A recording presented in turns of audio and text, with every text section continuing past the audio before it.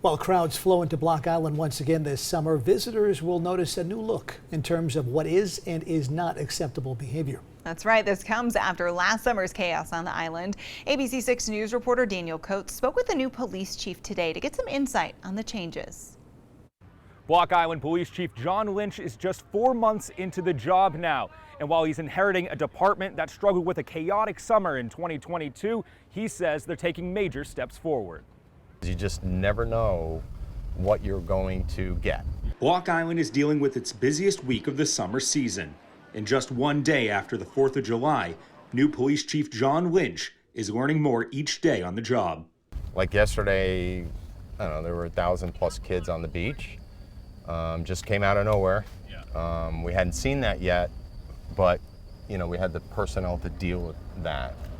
The former chief of Wilton, Connecticut began his time in New Shoreham this March, coming months after a summer riddled with fights, underage drinking, and unruly behavior, and no permanent chief on hand.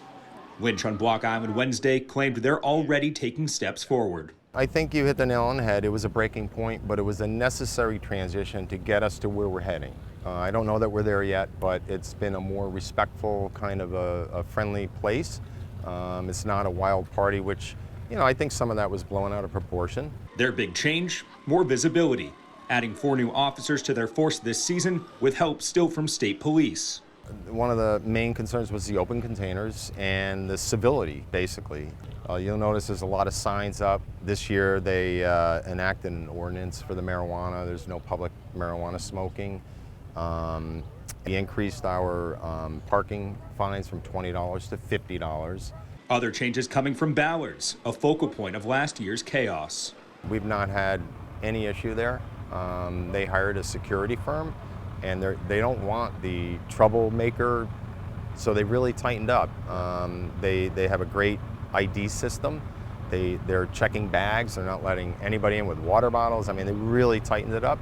Lynch still deals with an alleged drinking culture, overcrowding downtown, and unruly visitors on the island from tourists and day trippers, but hopes this recent crackdown will right the wrongs of last summer. Everybody wants to have a safe, successful year, and people come for that. So I think we're not quite there, but we're getting there. In Block Island, I'm Daniel Coates, ABC 6 News.